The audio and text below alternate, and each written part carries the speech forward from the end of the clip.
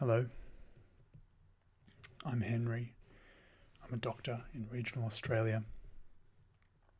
I'm giving 50% of my income this year to charities, organisations around the world that I think are making the world a better place.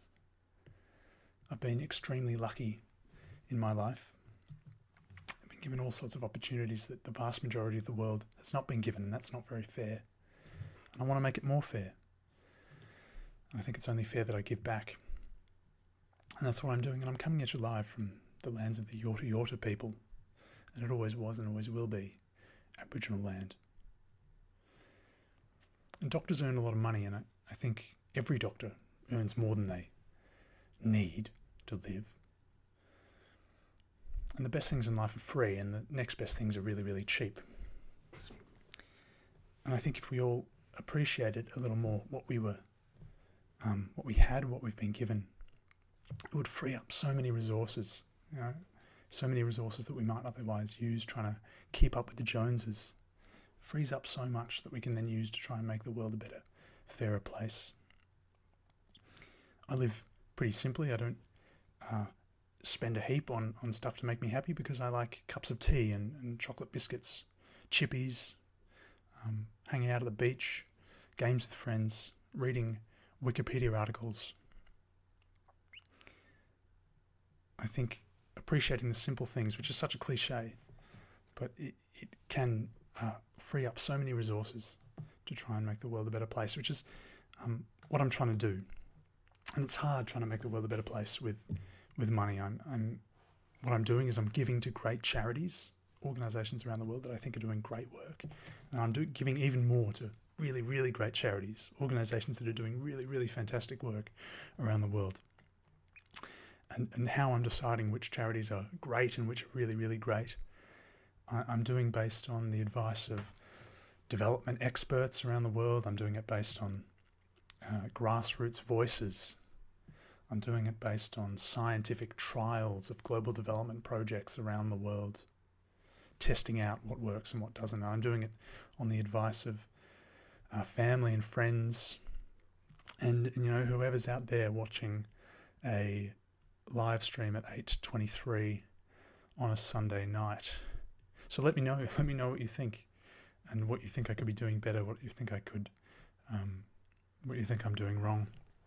I'm really keen for any and all input into what I'm doing. So anyway, this past fortnight, I have given to two organisations. I've given to Innovations for Poverty Action, and I've given to Nyanyatjara Pitjantjantjara Yangkun Jutjara Women's Council, which is an Indigenous organisation in Central Australia. So I'll talk about Innovations for Poverty Action first. This is an organisation I've given to a couple of times previously, and what it involves is it's a research organisation basically.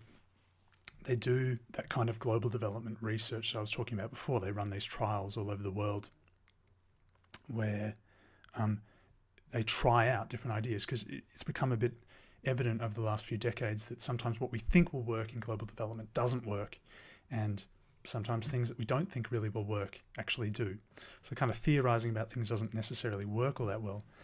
Maybe what we have to do is just go out and try a bunch of things and see what sticks. That's what Innovations for Poverty Action does, and a number of other organisations around the world. Jameel Poverty Action Lab is another one based out of Stanford, I think, in the US. Anyway, Innovation for Poverty Action, it was founded by Dean Carlin, this development economist, in 2002, so it's been running for 20 years. They've done over 830 projects so far in that 20 years.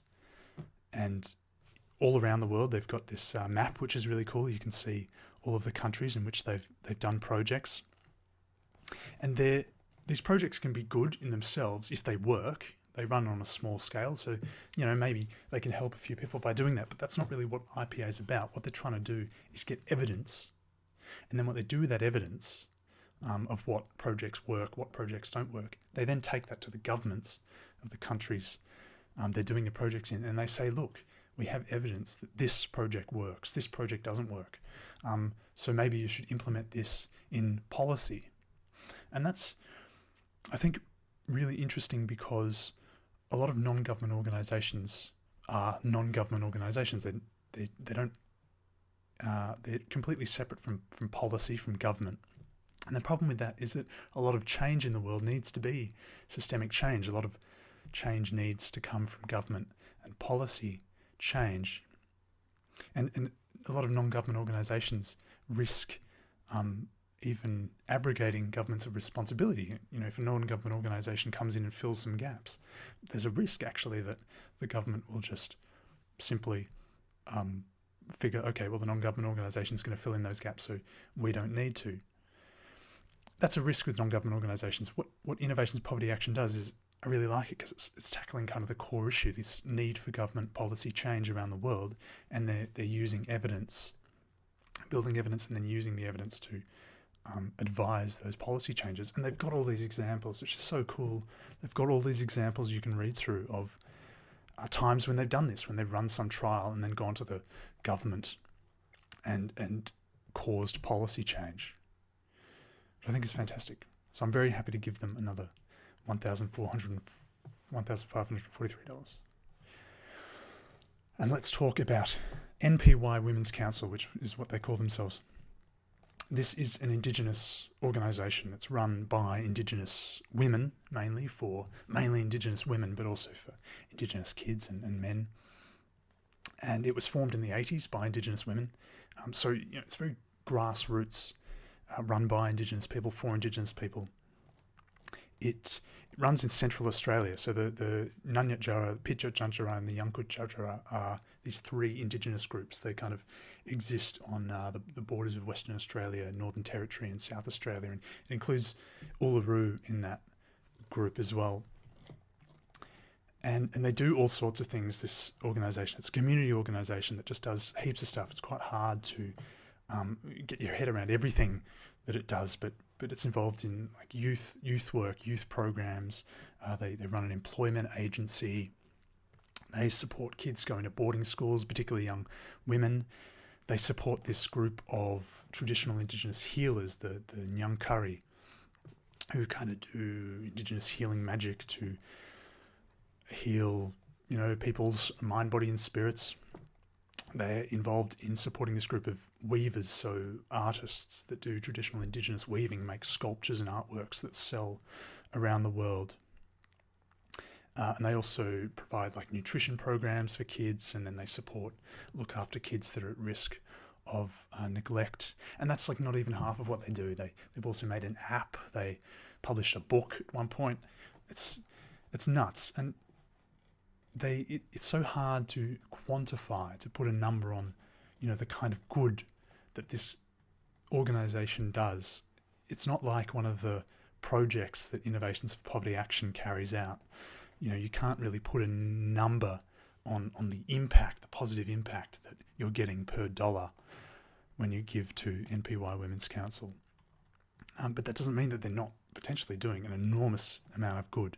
And I think that this organisation possibly is doing an enormous amount of good. They seem like a fantastic organisation. I'm very happy to give them $500. And the other thing I like about them is that they don't spend any money on fundraising. Now, fundraising kind of pisses me off a bit because I understand why people do it. You spend a little bit of money and you get way more money back. That's great. But in the long term, I think it erodes people's trust in charity. Thank you, Victoria.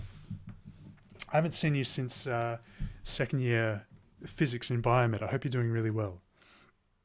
And thank you to Moses as well. Hope you're doing good work out in Uganda. Fundraising. This organisation doesn't seem to spend any money on fundraising, which is awesome, because fundraising in the long term erodes people's faith in charity, I think, and that's a dark thing.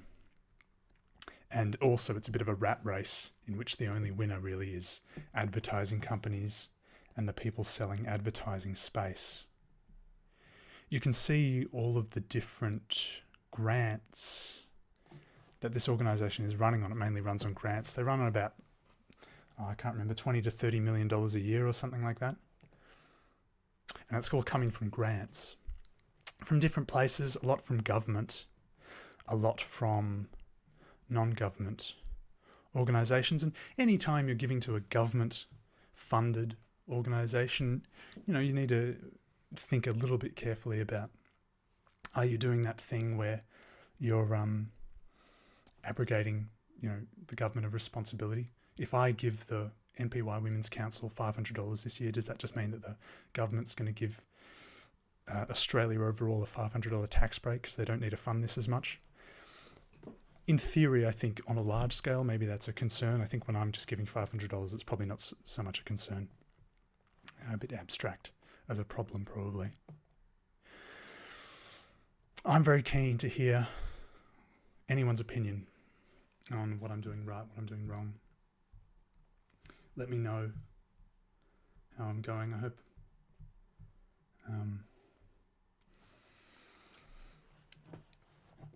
I hope I can hear from as many people as I can, because I think it's really important to get as many opinions as possible when it comes to making these kinds of decisions. Peace out, everyone. Until next time. Live simply, appreciate the little things, and I love you all. Goodbye.